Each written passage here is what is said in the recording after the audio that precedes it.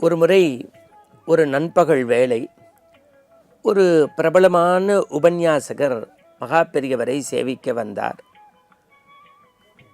மகா பெரியவரின் திருவடியை வணங்கிவிட்டு அந்த உபன்யாசகர் கேட்டார், பெரியவா, உங்களுடைய அருளால் எனக்கு அங்கங்கே கோவில்களில் உபன்யாசத்திற்கு வழிவகை செய்ய வேண்டும் என்று ரொம்ப பணிந்து ஒரு விண்ணப்பத்தை வைத்தார்.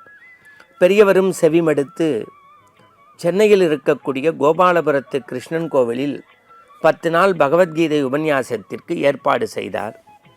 இந்த உபன்யாசகர் வந்தார். முதல் நாள் பகவத்கீதை சொன்னார் 50 பேர், அடுத்த நாள் 30 பேர், அடுத்த நாள் 20 பேர், அடுத்த நாள் 10 பேர்.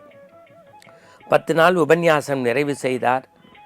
பரிசு, பணம், பொருள் எல்லாம் கிடைத்தது. ஆனாலும் உபன்யாசகர் மனதில் நெருஞ்சி முள் போல ஒரு ஏக்க பெருமூச்சு.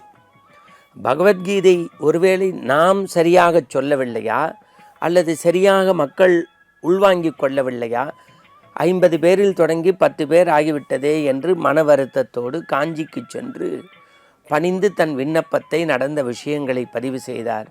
பெரியவர் சிரித்து கொண்டே சொன்னார், நீ கொடுத்து வைத்தவன், நீ கொடுத்து வைத்த பாக்கியசாலி என்றார்.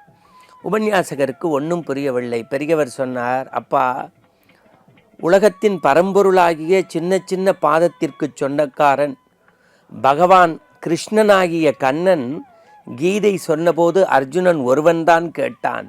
நீ பகவத்கீதை சொல்வதை 10 பேராவது கேட்டார்களே, நீ கண்ணனை விட கொடுத்து வைத்தவன் இல்லையா என்றார். பிறகுதான் உபன்யாசகருக்கு அந்த உள்ளன்பு புரிந்தது.